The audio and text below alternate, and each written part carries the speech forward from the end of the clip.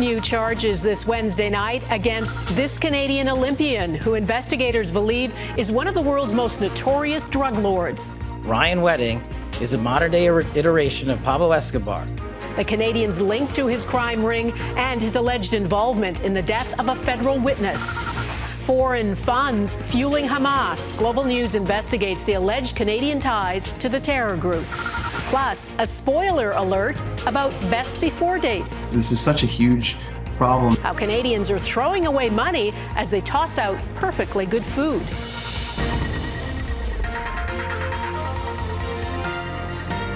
Global National with Donna Friesen. Good evening and thanks for joining us. The U.S. is offering a $15 million reward for information leading to the arrest of Ryan Wedding, a Canadian accused of running one of the most violent transnational drug trafficking organizations. Fugitive Ryan Wedding remains one of the top threats to Canadian public safety, and as per the previous indictment, continues to run an over $1 billion a year criminal enterprise. Wedding is accused of ordering the murder of a federal witness in Colombia in January to try to avoid extradition. The Thunder Bay native, who competed for Canada as a snowboarder at the 2002 Winter Olympics, has been on the FBI's most wanted list since March. This week, 7 Canadians were arrested, accused of being part of his network. Touria Izri has our top story tonight. A Canadian now compared to the world's most infamous drug lord. Make no mistake about it, Ryan Wedding is a modern-day iteration of Pablo Escobar. The U.S. Department of Justice, the FBI, and RCMP revealed sweeping developments in the case against Ryan Wedding, one of the FBI's most wanted. He controls one of the most prolific and violent drug trafficking organizations in this world. Wedding is facing new charges, including witness tampering and intimidation, drug trafficking, money laundering, and murder, after a federal witness was killed last January at a restaurant in Medellin, Colombia. He used a Canadian website called The Dirty News to post photographs of the witness and his wife in order to locate him, which ultimately succeeded. 35 people have been indicted, 2,000 kilograms of drugs and weapons seized, $3.2 million in cryptocurrency recovered, and $13 million in physical assets confiscated. Ryan Wedding is extremely dangerous. He's extremely violent, and he's extremely wealthy. He's being protected by the Sinaloa cartel, along with others in the country of Mexico. The RCMP have taken multiple people with alleged ties to Wedding into custody. 7 Canadians were arrested in the province of Quebec, some in Ontario, some in Alberta.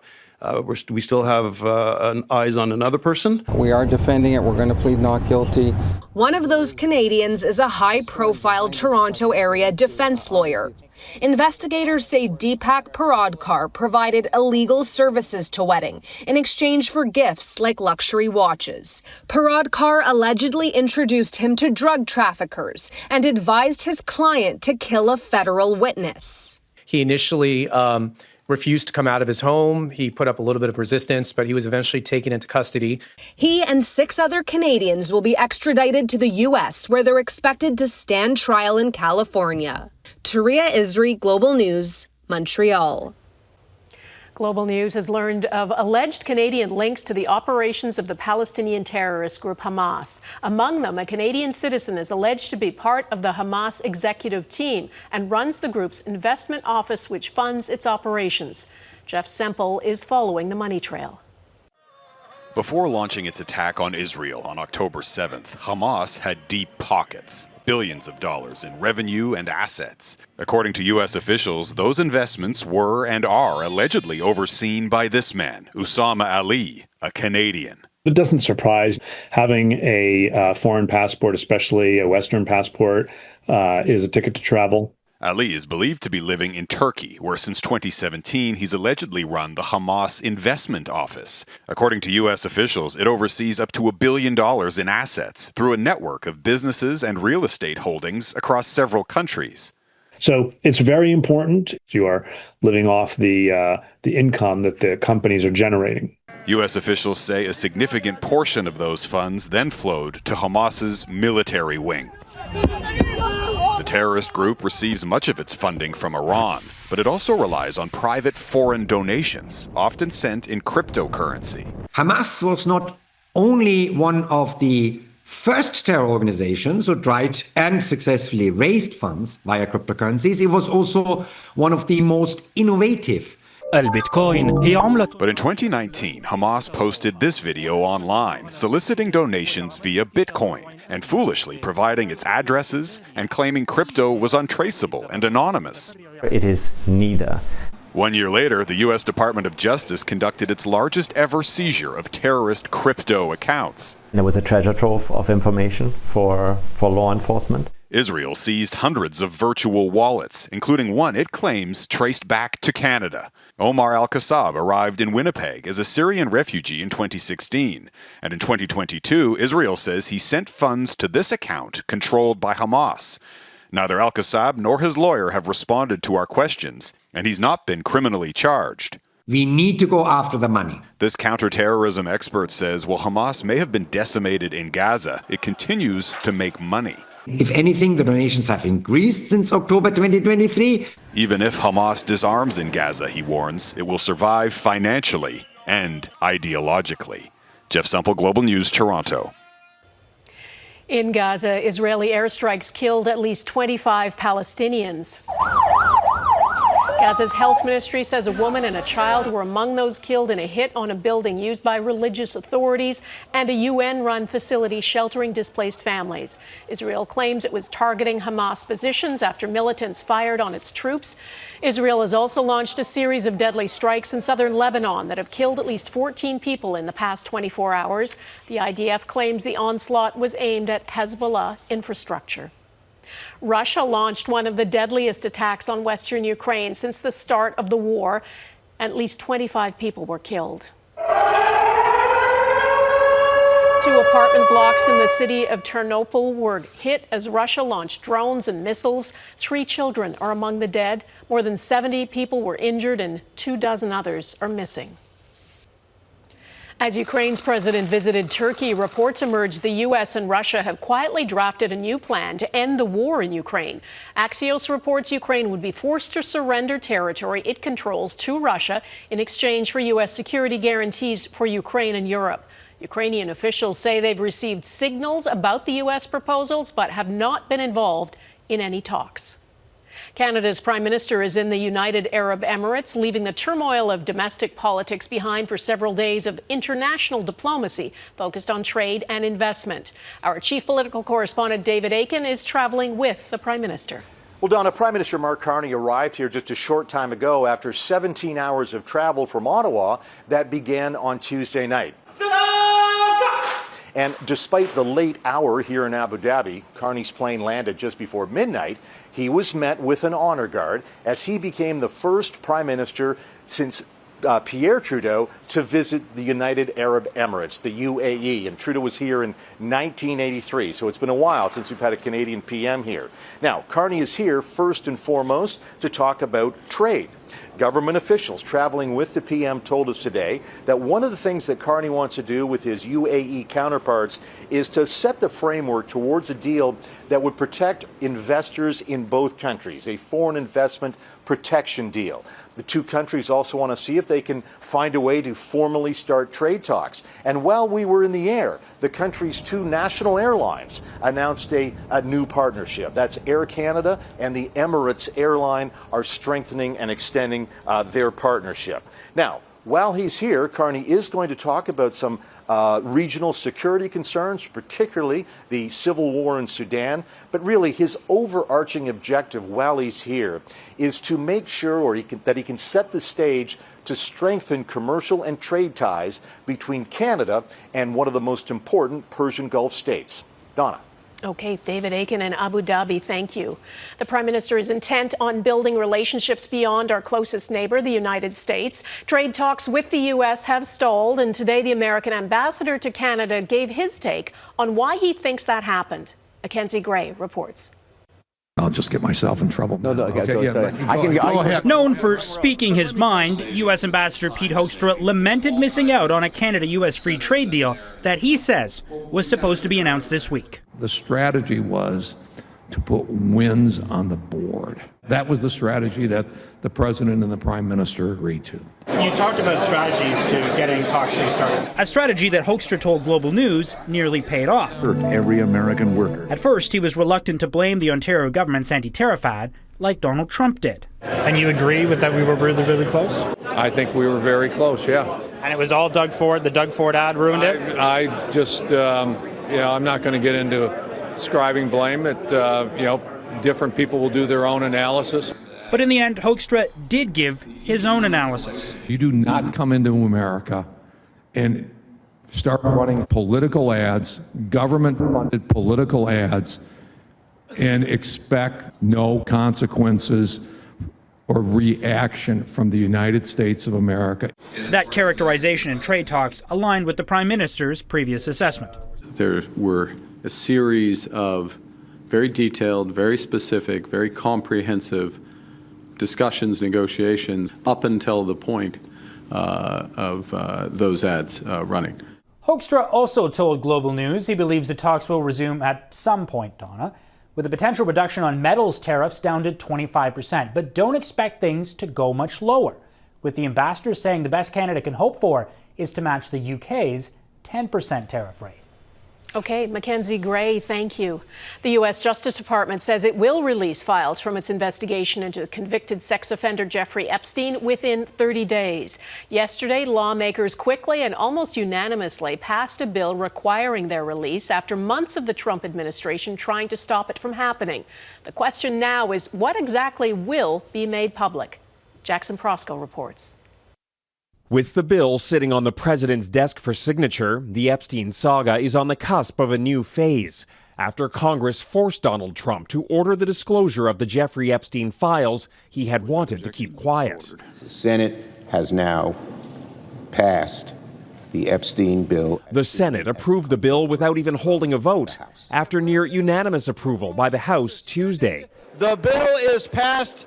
All of it is highly unusual in a city accustomed to political gridlock. This feels like a victory, a long overdue victory. The law orders the Justice Department to release all unclassified documents relating to Epstein and his associates within 30 days. We'll continue to follow the law and to have maximum transparency. There's potentially one big roadblock for transparency ahead, a new investigation ordered by the president, who told Attorney General Pam Bondi to investigate ties between Epstein and prominent Democrats. You should go and look at the Democrats who received money from Epstein. The Justice Department and FBI previously said they did not uncover evidence that could predicate an investigation against uncharged third parties. Now, on Trump's orders, the Attorney General has changed her mind. What changed since then that you launched this investigation? Information that has come for information. There's information new information, additional information.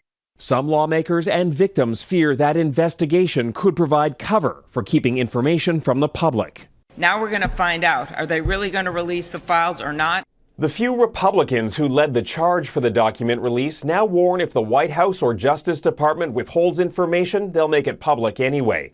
They say they're prepared to read aloud the names of Epstein's clients from the floor of Congress. Donna? All right, Jackson in Washington, thanks. Larry Summers, the former president of Harvard University and former U.S. Treasury Secretary, is facing further fallout from newly released Epstein emails. He's now resigned from the board of OpenAI, and Harvard, where he remains a professor, is investigating his ties to the convicted child sex trafficker. Summers exchanged hundreds of messages with Epstein long after Epstein pleaded guilty to soliciting prostitution from an underage girl in 2008. Summers has reportedly stepped down from advisory roles at Yale, the Brookings Institution, and major think tanks. Coming up, the costly consequences of misunderstanding best before dates.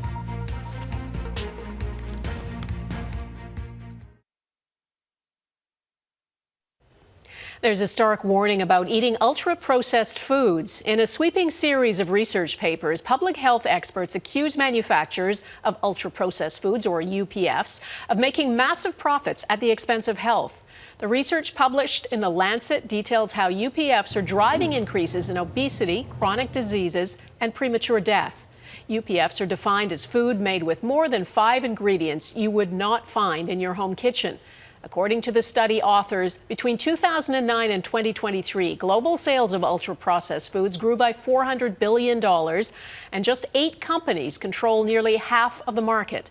The researchers are calling on governments to develop policy targeting production, marketing, and consumption of UPFs, plus improved access to whole foods. There are also warnings today about food waste in this country. Canadians throw out perfectly good food because of confusion over best before dates. Heidi Petracek explains the findings and what anyone who buys groceries needs to know. A lot of the food in your fridge has a best before date, but it seems knowing exactly what that means is a little fuzzy for some. This is such a huge problem that also seems solvable through education and a bit better understanding. Researchers at Dalhousie University conducted a survey for food-saving app Too Good To Go, asking more than 1,000 adults about food labeling. 3 in 10 respondents misunderstood the meaning of a best before date, and that figure becomes 4 in 10 for those in Gen Z.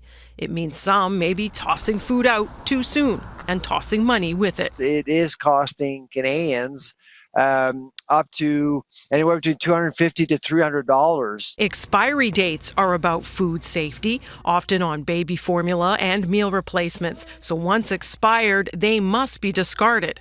But best before dates are different. Now I have smoked salmon here. Okay. What do you think it has?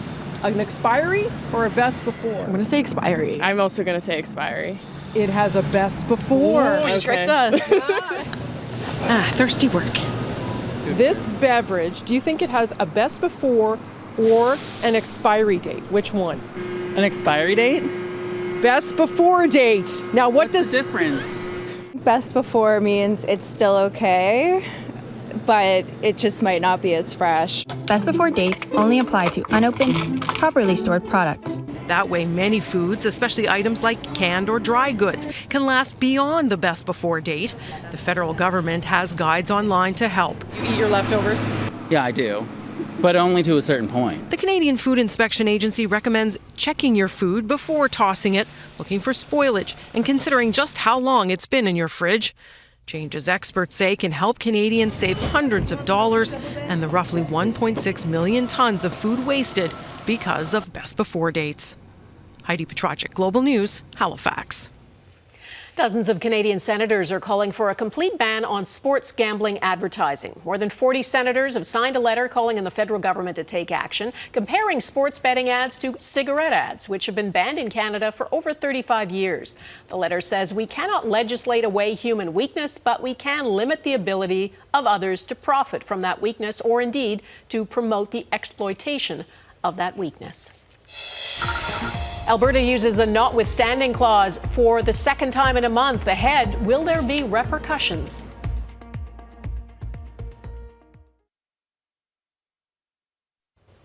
The Alberta government is invoking the notwithstanding clause for a second time in 3 weeks, and the federal justice minister says he's concerned about provincial governments reaching for the tool, which protects laws from being overturned by the courts. As Heather Yurix West reports, Albertans are divided over it. As a parent of now adult transgender children, Alberta's most recent use of the notwithstanding clause felt like a deeply personal attack. Because it isn't about providing clarity and it isn't about keeping rights in the hands of Albertans. It's actually about taking rights away. But Alberta's government says it needed to use the clause to protect 3 laws, including one limiting gender-affirming care for transgender youth from continued court challenges. A government in this country has never acted to use the notwithstanding clause to limit access to health care, let alone engaged in such a wide attack against a minority population. Egale Canada says with the Supreme Court set to hear a case involving the use of the notwithstanding clause in Quebec and Saskatchewan later this year, it's not clear if the use of the clause will simply make its pending litigation go away. I'm concerned about the frequency with which we're seeing the notwithstanding clause being reached to as a tool to deal with very complex social issues. Last month, Alberta also invoked the charter provision to end a 3-week-long teacher strike, a move many Albertans did not support. A recent poll by Leger found 50% of Albertans believed the use of the notwithstanding clause in that case was inappropriate, compared to 33% who supported the move. obviously creates feelings of high emotion and intensity. This is using the notwithstanding clause twice in one session. That creates a lot of political noise. I think come the spring, most Albertans will be looking to see a little bit less excitement. Alberta is still 2 years from its next election, but some members of the UCP government could face voters much sooner, with more than a dozen recall campaigns underway against UCP MLAs. The use of the notwithstanding clause providing the government with protection from the legal system, but voters have the final say. Heather Urix, West Global News, Calgary. Hudson's Bay art collection auctioned off. Next, what this painting by Winston Churchill sold for.